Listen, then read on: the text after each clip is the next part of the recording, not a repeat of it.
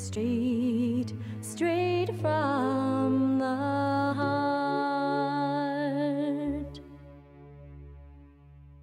Go, go, go! My name is Janet, and this is my daughter Mariah before her trichotillomania surfaced. When she was 9, I noticed one day that she was missing her eyelashes. A few weeks later, her eyebrows were gone too. In the months following, her scalp hair started to thin out until noticeable bald spots were showing. Our pediatrician told Mariah to just stop pulling. But I believed our child when she said she just couldn't stop, that her hands were drawn almost magnetically to her face and head, and that the urges to pull were overwhelming. With much research, we eventually learned that this baffling disorder had a name, Trichotillomania, and that many others around the world share her struggle. This is my daughter's story and the story of others in her support group here in Southern California as they battle this closet disorder with the hard-to-pronounce name. This is what Mariah and her friends want you to know, not just about trichotillomania, but about themselves. These words are straight from their hearts. I started pulling almost a year ago, and I pull from right here, like on the left side of my head, and in the back and in the front. It's hard with school because you can't do a lot. You can't jump around if you have like a wig on, and you can't slide down poles and go crazy. And it's hard to go swimming. With family, you can't run around. And it's really hard to participate in some things. It's very addictive, and you can't just stop. It's a very hard thing to go through, and if you have it, you would know. It's hard. A person with trichotillomania battles an intense impulse to pull out their own hair, either from the head, eyebrows, eyelashes, beard, or any other body hair. Trichotillomania was once thought to be rare, but in fact, it is a very common problem. Conservative estimates are approximately 2% of the population, or roughly 1 person out of 50.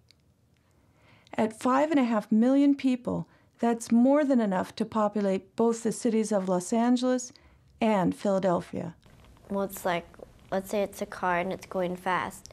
It's really easy to stop the car, but it's when you're pulling, it's like you're just driving in that car and you can't stop it.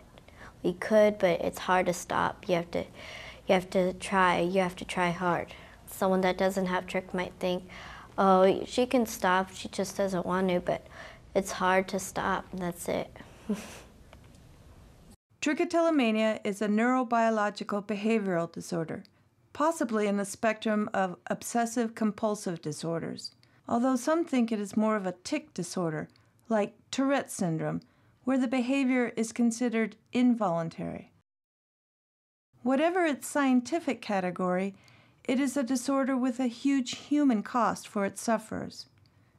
For children in particular, the innocence of childhood is often lost amidst the ridicule and lack of compassion among their peers who simply don't understand trichotillomania. At school, it makes a difference because everyone would make fun of me for it because of this one girl named Ashley.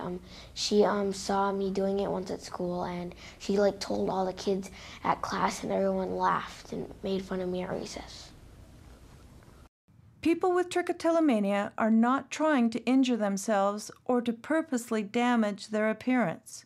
They are not necessarily anxious or troubled, except by their disorder.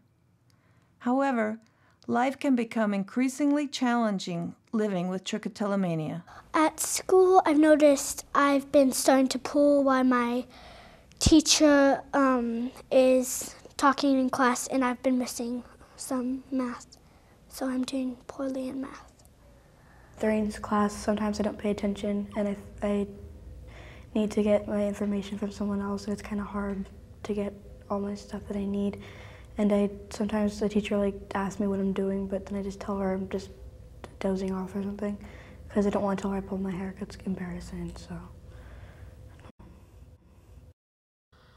In the beginning, my parents did not understand, and it was hard because it's like I'd have to, do it in secret and stuff, and it would really hurt me when they would say, well, can't you just stop? Or, if you do it again, I'm gonna punish you, I'll ground you or something like that. Beyond baldness or missing eyelashes and eyebrows, the cosmetic damage caused by trichotillomania can be devastating to a person's self-image and self-esteem. And the emotional weight of knowing you've done this to yourself can be overwhelming. Most people with trichotillomania carry heavy loads of shame and self-blame. You want to die. You do want to kill yourself because you don't know why you're doing what you do. There's no answer. You can't just stop pulling. It's extremely, extremely hard because your hair, your hands are always with you. You could get rid of the tweezers that you pull with or any other tool that you pull with, but you cannot take away your hands, your fingers. It really is not that unusual, as people put it. There's 6 to 8 million people in the US that have it, and it seems that everyone knows about bipolar disorder, and yet there's only 2.3 million in the US. So how can that be? I think it's just not discussed enough. And some people think, oh yeah, you pull out your hair, it's just something you do. But it's not when it affects you, such as your dating life. Because how can you go from looking in the mirror like this to then this? I've pulled all here, here, and there may be red spots, and you just keep pulling and it feels even better. And then it's the after effect that, what have I done? There is no cure for trichotillomania at this time. There are, however, treatment options that have helped many people. Although antidepressant and anti-anxiety medications are sometimes prescribed, most people find they are mainly helpful to the extent they allow the person to engage in other strategies. Cognitive behavioral therapy involves retraining the brain to follow new patterns, often using manipulatives to help a person manage the impulse to pull. Most people with trichotillomania have tried many different types of therapy at different points in their lives. Some have been able to stop pulling, but still continue to struggle at some level for many years. Here is my 11-year-old daughter, Mariah. I started pulling when I was in 3rd grade, when I was 9, I think. And I pull from my head, my eyebrows, and my eyelashes. At school, I'm like the only one at school that's wearing a hat or something, and we're not really allowed to wear them at school. So, like everyone's always asking, and like, oh, you're not supposed to wear that, that sort of thing. It's uncomfortable. I can't really go swimming that much unless it's at somebody's house that already knows about it, something like that. It's not that easy. And it makes me feel really bad because, I don't know, just not like being able to be normal. It's really hard to deal with life when you have it. Support groups are an invaluable way for people with trichotillomania to gain help on the road to recovery. 6 months ago, we found a support group for Mariah with other children and teenagers who share her struggle. The director started the group so that no young child with this disorder will ever have to suffer in silence, alone, like she did for decades. My name is Noelani. I'm 40 years old. I started pulling when I was 13, so I've been pulling for 27 years. And I pull exclusively from the top of my scalp. Trich has affected every part of my life.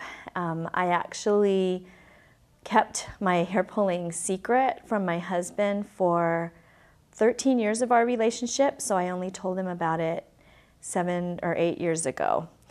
Therefore, it was like being married to somebody that you love deeply and yet keeping this huge secret from them and being so ashamed and thinking in a weird way that he would leave me if he knew that I pulled out my hair. So that's how deep Trich ran for me in terms of self-esteem, thinking that people would actually despise me or reject me if they knew that I pulled out my own hair. I was very involved with people and they didn't know this deep, dark side of me. And so everywhere I went, I'm always fussing to make sure my secret is covered up. If I could just stop pulling, I would not be pulling today. I would have stopped when I was 13 with the first hair. I want the word to get out there that people do pull out their hair. They don't need to be ashamed of it, and there is help and there is support. And maybe along those lines, just find the clip here, just to show you the effect that it's had on me. Take out my Hawaiian flower. But this is where I pull from, which is exclusively on the scalp, so I have a little hair piece to give height. But I pull from the crown, and this is not an uncommon look for people with trichotillomania, to have the crown missing, so it kind of has the monk look. And so this is where I have a hard time keeping my hands out of. But if you have trichotillomania and you're out there watching this, I also want you to know that there is hope, there's a lot of support, and you're not alone. For more information, visit www.trich.org for the Trichotillomania Learning Center website, or call them at 831-457-1004. Thank you for taking the time to watch this message from my daughter and her new friends.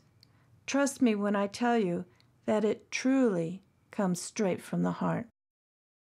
I'll hold your hand, you'll hold my heart.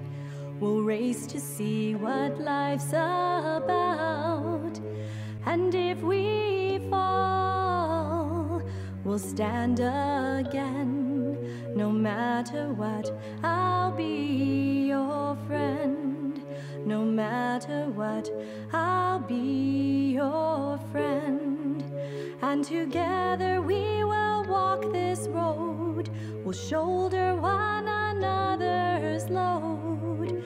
And all I'll give you, every part, will be straight, straight from the heart.